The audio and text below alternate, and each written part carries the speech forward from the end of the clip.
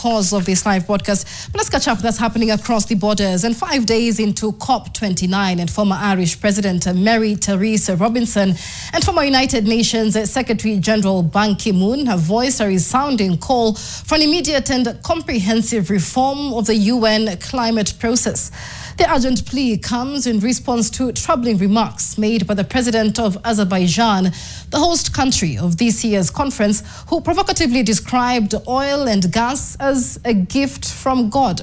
Here's Zainab Bendati with the latest details and intricacies from Baku, Azerbaijan. Day 5 of COP29, and we've entered the slow part of these talks, whereby things move ridiculously slowly. It takes a while before we get to hear anything, and that's because the draft negotiating text, there are more than 100 items on the agenda, and for more than half of them, no draft texts have come out yet. And for those that have come out, it's still that time where things are being added into this text, so you can't say conclusively that this is what has been discussed. However, Day 5 started off on an explosive start when some world leaders issued a letter to the UN demanding that this COP process be overhauled. In fact, what they want is for fossil fuel countries that support fossil fuels, including Azerbaijan, which is hosting this COP, be kicked out of the COP, because why would you be hosting a COP if you don't believe in the COP itself? And in fact, the Azerbaijani president is on record having said that fossil fuels to them as Azerbaijan are a blessing from God. And so these world leaders want this changed. And so today has been a day of reactions to these letters, because these leaders include former UN Secretary General Ban Ki-moon and Christiana Figueres, who's the former executive secretary of the UNFCCC, and Miss Mary Robinson, who is the former president of Ireland. Here are some of those reactions.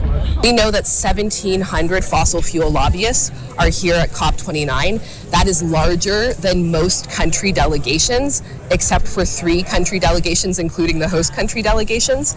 Those interests are not here to drive ambition. In fact, they're here to take us backward. And what that means is that COP30 in Brazil offers an opportunity to reflect on how we can do things better. And I think what we need to do then is to move from a negotiating approach, which is zero-sum and confrontational, to one of cooperation. Today, Kenya also held its first delegation meeting chaired by Environment PS Festus Ngeno. CS Aden Duale has had to travel back to Kenya for some urgent matters, but he's expected to be back here by Sunday in time for the AMSEN and in time for the ministerials, which begin next week.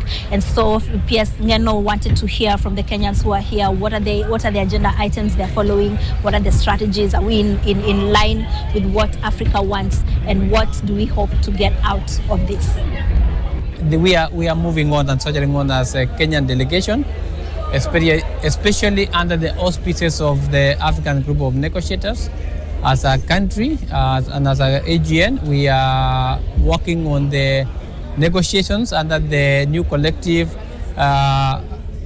finance program, the NCQG, and the AGN, as approved by AMSEN. We are pushing for $1.3 trillion for purposes of mitigation and adaptation, as indicated yesterday.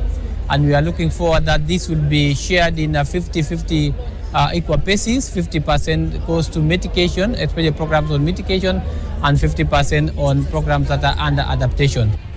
So as negotiations happen, there are also other meetings that happen, bilaterals, where countries engage other countries to see if they can get some of these monies away from the negotiating tables. And so far, Kenya is set to receive 660 million shillings from the UK government, money that is intended to support a project for weather and climate information services, a project that was started in 2015 to provide support to vulnerable communities against the impacts of flooding, against the impacts of climate change.